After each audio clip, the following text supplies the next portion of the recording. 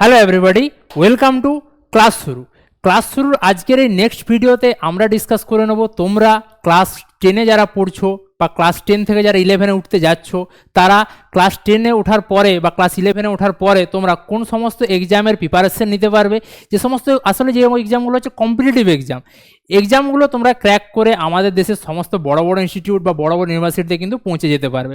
দেখো, তোমরা পড়াশুনো করছো, পড়াশুনো করতে গেলে একাডেমিক্যালি সাকসেসফুল হতে গেলে তোমাদেরকে জীবনে কোনো না কোনো কম্পিটিটিভ এক্সামে কিন্তু পরীক্ষায় বসতেই হবে। আলটিমেটলি সেটা জীবনে কোনো না কোনো এক সময় বসতেই হবে।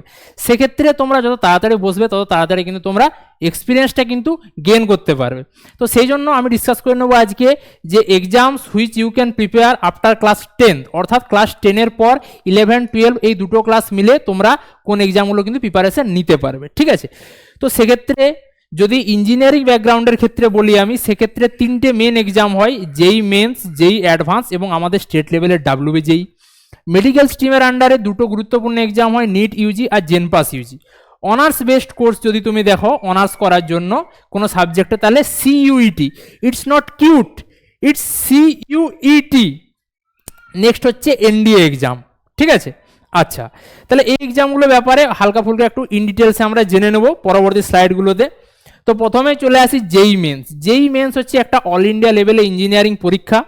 এই পরীক্ষাতে তোমরা কি না আমাদের দেশে যে সমস্ত NIT-গুলো আছে, IITs-গুলো আছে, NIT for national institute of technology, IITs for Indian institute of information technology, এই সমস্ত প্রিমিয়ার ইনস্টিটিউটগুলোতে কিন্তু তুমি অ্যাডমিশন নিতে পারো যেই মেনের থ্রুতে।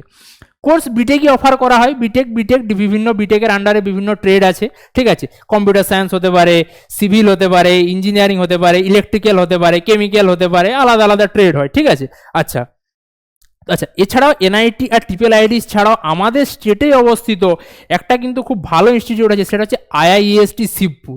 এই IIEST শিবপুরেও কিন্তু অ্যাডমিশন কোন এক্সামের থ্রুতে হয়, সেটা হচ্ছে JEE মেন্স।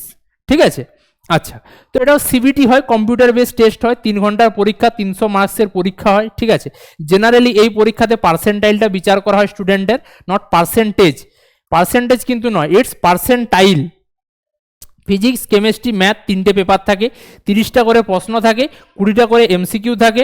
ঠিক আছে, 10টা করে থাকে ইন্টিজার টাইপ কোয়েশ্চেন, এবং এই 10টা ইন্টিজার টাইপ, অর্থাৎ যেখানে একটা ইন্টিজার ভ্যালু আমাকে কিন্তু বসাতে হবে, এবং এই 10টার মধ্যে তোমাকে যে কোনো 5টি কিন্তু করতে হয়, 10টার মধ্যে যে কোনো 5টি, ফিজিক্স, কেমিস্ট্রি, ম্যাথ 3টেতেই। ঠিক আছে, এবং এই পরীক্ষার ক্ষেত্রে কিন্তু তুমি যদি কেমিস্ট্রি, ম্যাথ বা ফিজিক্স যেটাই তুমি করো, সেক্ষেত্রে কিন্তু NCERT যে বইটা, CBSEর আন্ডারে NCERT যে বইটা, সে বইটা কিন্তু যথেষ্ট তোমার পক্ষে কিন্তু হেল্পফুল হবে। ঠিক আছে, আচ্ছা, JEE মেনের পরে আমরা দেখে নিই, JEE মেনের পরে আছে JEE advanced exam. JEE advance exam দিয়ে তোমরা কি না আমাদের দেশে যে সমস্ত IIT-গুলো আছে, IIT অর্থাৎ ইন্ডিয়ান ইনস্টিটিউট অফ টেকনোলজি, আমাদের দেশের সর্বোচ্চতম প্রিমিয়ার ইনস্টিটিউট, NIRF র্যাঙ্কিংয়ে প্রত্যেক বছরই কিন্তু IIT-গুলো প্রথমের দিকে থাকে। আমাদের দেশে যত রিসার্চ হয়, যত গবেষণা হয়, সমস্ত কিন্তু কিছু হয় IIT থেকে। IIT সে কালচারটা প্রোভাইড করে স্টুডেন্টদের। আচ্ছা, তো এখানে IIT-তে প্রথম কথা JEE অ্যাডভান্স এক্সামটা কিন্তু যে কেউ দিতে পারবে না, তার জন্য তোমাকে JEE মেন্সে কিন্তু অলমোস্ট 2.5 লাখের আন্ডারে র্যাঙ্ক করতে হবে। 2.5 লাখ মানে অলমোস্ট তুমি ধরে নাও 93 পার্সেন্টাইলের আশেপাশে কিন্তু তোমাকে কিন্তু র্যাঙ্ক করতে হবে, বর্তমান যা ট্রেন্ড চলছে সেই হিসেবে। আচ্ছা, এটাতে দুটো পেপার হয়, পেপার 1, পেপার 2, দুটো 3 ঘন্টার পেপার হয়, 180 মার্কসের জেনারেলি হয়ে আসছে গত কয়েক বছরের। এটাও CBT মোডে হয়, কম্পিউটার বেসড টেস্ট হয়। IIT Madras JEE advance conduct করাচ্ছে 2025 সালে, এবং সেক্ষেত্রে ব্যাপারটা কি না IIT মাদ্রাস কিন্তু প্রত্যেক বছরই একটু টাফ কোয়েশ্চেন প্যাটার্ন কিন্তু প্রত্যেক বছরই একটু কিন্তু করে। ঠিক আছে, আচ্ছা, এখানে ফিজিক্স, কেমিস্ট্রি, ম্যাথে কিন্তু স্পেসিফিক সেকশন থাকলেও কটা কোয়েশ্চেন থাকবে বা কী ধরনের কোয়েশ্চেন থাকবে সেটা কিন্তু স্পেসিফিক্যালি কখনোই বলা থাকে না। প্রত্যেক বছর ডিফারেন্ট IIT JEE অ্যাডভান্সের কোয়েশ্চেন কিন্তু করে, এবং করার ক্ষেত্রে তারা কিন্তু কোয়েশ্চেনের প্যাটার্নও চেঞ্জ করতে পারে, নাম্বারও চেঞ্জ করতে পারে। গত কয়েক বছরে যেটা দেখা গেছে 360 মার্কসের পেপার হচ্ছে।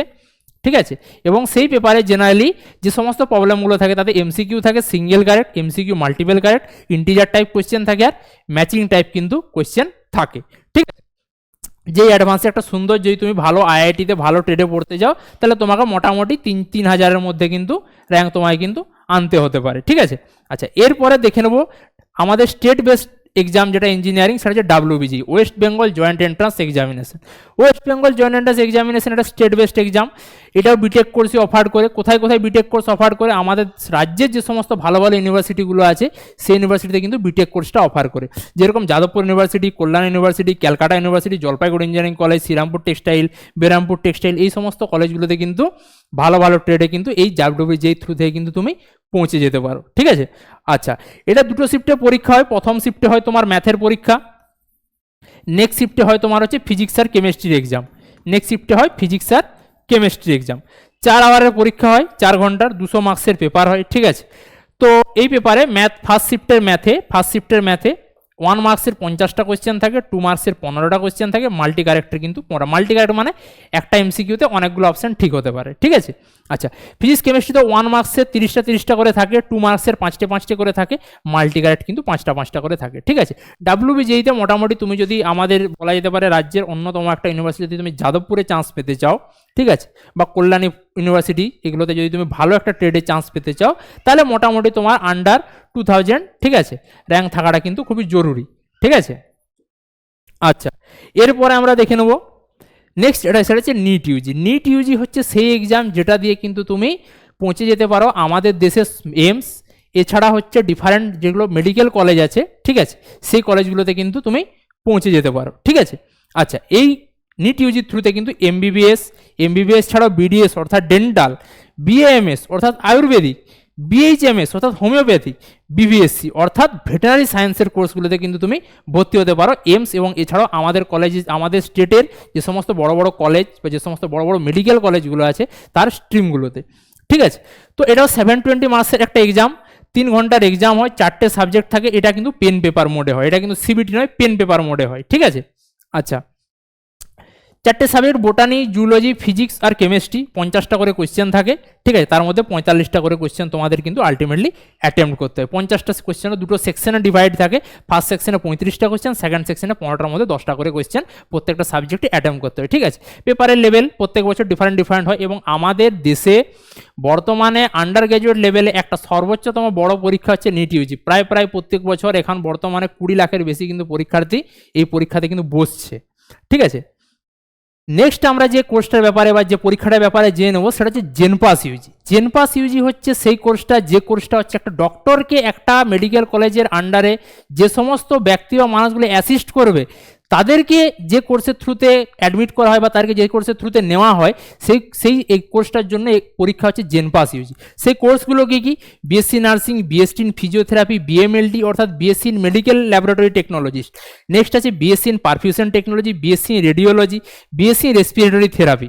এই সমস্ত কোর্সগুলোতে তুমি যদি চান্স পেতে চাও তাহলে কিন্তু তোমাকে জেনপাস ইউজি এক্সামটা কিন্তু ক্র্যাক করতে হবে এবং এই এক্সামে ফিজিক্স, কেমিস্ট্রি, বায়োলজি এতদিন পর্যন্ত তাই থাকতো, বর্তমানে ইংলিশ আর লজিক্যাল রিজনিং এই দুটো নতুনভাবে কিন্তু অ্যাড করা হয়েছে। ঠিক আছে, 15টা করে MCQ থাকে, মাল্টিপল কারেক্ট তার মধ্যে 5টি করে থাকে, 15টার পরও মাল্টিপল কারেক্ট প্রত্যেকটা সাবজেক্টে 5টি করে থাকে, ইংলিশ আর লজিক্যাল রিজনিংয়ে 20টা করে MCQ থাকে, টোটাল 115 মার্কসের পেপার হয়, 2 আওয়ার্সের পেপার হয় এবং এটাও কিন্তু পেন পেপার বেসড কিন্তু এক্সাম হয়। ঠিক আছে, আচ্ছা, জেনপাস ইউজির পরে যে কোর্সটার ব্যাপারে আমরা জেনে নেবো সেটা হচ্ছে NDA এক্সাম। NDA এক্সামের থ্রুতে কিন্তু তোমরা পৌঁছে যেতে পারো ন্যাশনাল ডিফেন্স একাডেমি। সেটা হচ্ছে কি না, সেটা পুনেতে অবস্থিত একটা হচ্ছে জায়গা যেখান থেকে কিন্তু তুমি আর্মিতে মেজর জেনারেলের যে পোস্ট সেই পোস্টে কিন্তু তুমি পৌঁছে যেতে পারো। একটা 23 কি 24 বছরের ছেলের কাছে ফায়ারিংয়ের অর্ডার থাকে, সেই ক্ষমতা তোমাকে দেয় কিন্তু এই NDA এক্সাম। এই এক্সামে 12 পরে তোমরা এক্সামটা দিতে পারো। অল ইন্ডিয়া লেভেলের এক্সাম, এটাও একটা অল ইন্ডিয়া বেস্ট এক্সাম। ঠিক আছে, অল ইন্ডিয়া লেভেলের এক্সাম এটাও একটা, এবং এই এক্সামে ম্যাথে 300 নম্বরের পেপার হয়, ইংলিশ আর জেনারেল স্টাডিজ মিলে 600 নম্বরের পেপার হয়, টোটাল 900 নম্বরের পেপার। তার মধ্যে কাট অফ থাকে মোটামুটি ধরে রাখো 350 মতো, কাট অফ থাকে কত 350 মতো। ঠিক আছে, আচ্ছা, এই কাট অফ ক্লিয়ার করার পরে তোমার একটা জেনারেল ইন্টারভিউতে ডাকা হবে, সেই জেনারেল ইন্টারভিউ কিন্তু পাস করে গেলে তুমি কিন্তু ন্যাশনাল ডিফেন্স একাডেমি যেটা পুনেতে অবস্থিত সেখানে কিন্তু তুমি পৌঁছে যেতে পারো এই এক্সামের থ্রুতে। আচ্ছা, এরপরে আমরা দেখে নেবো হচ্ছে CUET এক্সাম। যদি তোমার মনে হয় যে কোনো একটা বিষয়ের ব্যাপারে আমি গভীরভাবে জানবো, যদি তোমার মনে হয় যে আমি অনার্সই করবো, তাহলে তুমি একটা ভালো সেন্ট্রাল ইউনিভার্সিটি থেকে অনার্স করো, তার জন্য এক্সাম হচ্ছে CUET। CUET এক্সাম কি না, ডিফারেন্ট সেন্ট্রাল ইউনিভার্সিটি থেকে তোমাকে অনার্স করার সুযোগ দেয়। এটা তো language test, domain test, general test, 3 রকমের টেস্ট থাকে, তার আন্ডারে কিছু কোয়েশ্চেন থাকে, তার জন্য কিছু বাঁধা ধরার সময়ও থাকে। ল্যাঙ্গুয়েজ টেস্টের আন্ডারে ইংলিশ বেঙ্গলি তুমি এই দুটো সাবজেক্ট নিতে পারো। ডোমেন টেস্টের আন্ডারে তুমি যদি সায়েন্স ব্যাকগ্রাউন্ডের হয় তাহলে তোমাকে ফিজিক্স কেমিস্ট্রি ম্যাথ বায়োলজি এগুলো তোমাকে দিতে হবে। জেনারেল টেস্টের আন্ডারে অ্যাপটিটিউড লজিক্যাল রিজনিং আর থাকে জিকে অর্থাৎ general knowledge. Cut off almost 500 মতো যায় এটা পরীক্ষাটা, ঠিক আছে। আমাদের দেশের মোটামুটি 400 ইনস্টিটিউশন এটাতে পার্টিসিপেট করে প্রত্যেক বছর। এটা যে সমস্ত টপ ইউনিভার্সিটিতে তুমি সিইউইটি দিয়ে তুমি গ্র্যাজুয়েশন কোর্সটা করতে পারো সেগুলো হচ্ছে দিল্লি ইউনিভার্সিটি, জেএনইউ আর বিএইচইউ। জেএনইউ অর্থাৎ জওহরলাল নেহরু ইউনিভার্সিটি আর বিএইচইউ হচ্ছে বানারস হিন্দি ইউনিভার্সিটি, ঠিক আছে। আচ্ছা, ডিইউতে অ্যালুমিনাই লিস্টে তোমরা দেখতে পাবে, অর্থাৎ ডিইউ থেকে যে সমস্ত আমাদের দেশের গুরুত্বপূর্ণ ব্যক্তিগণ যারা কিন্তু ডিইউ থেকে অর্থাৎ দিল্লি ইউনিভার্সিটি থেকে কিন্তু গ্র্যাজুয়েশন করেছেন বা কোর্স করেছেন, তারা কিন্তু শাহরুখ খান আছে তার মধ্যে, বিখ্যাত ব্যক্তিগণ অমিতাভ বচ্চন আছে, গৌতম গম্ভীর আছে, ভুবন বাম অর্থাৎ যাকে তোমরা কিন্তু বিবিকি ভাইন্স বলে চিনো ইউটিউবে, সেও কিন্তু এই দিল্লি ইউনিভার্সিটি কিন্তু গ্র্যাজুয়েটেড, ঠিক আছে। এছাড়া নোবেল লরেট অমর্ত্য সেন আছে। জেএনইউ থেকে আমাদের দেশের অর্থমন্ত্রী নির্মলা সীতারামন আছে, অভিজিৎ ব্যানার্জি ইনিও নোবেল লরেট, সৃজিত মুখার্জি বাংলার কিন্তু একটা বিশিষ্ট পরিচালক, তিনি আছেন কিন্তু এই জেএনইউ অর্থাৎ জওহরলাল নেহরু ইউনিভার্সিটি থেকে। বিএইচইউর অ্যালুমিনাই লিস্টে পড়ছে রামচরণ, প্রখ্যাত হচ্ছে খুব বিখ্যাত একজন দক্ষিণী অভিনেতা। এছাড়া ভিকে বানসাল স্যার তিনি কিন্তু যে কোটা শহরটি সেটা কিন্তু ভিকে বানসাল স্যারই কিন্তু প্রথম তৈরি করেছিলেন, ঠিক আছে। তো সিইউটি থেকে কিন্তু তোমরা এই সমস্ত পরীক্ষাগুলো কিন্তু তোমরা বা এই সমস্ত ইউনিভার্সিটিতে গুলোতে কিন্তু তোমরা কি করতে পারো না, অ্যাডমিশন নিতে পারো, ঠিক আছে। আচ্ছা, তো আজকে আমরা এই সমস্ত কোর্সগুলো বা এই সমস্ত পরীক্ষাগুলোর ব্যাপারে জানলাম, যেগুলো কিন্তু তোমরা ক্লাস 10 পরবর্তীকালে দিতে পারবে।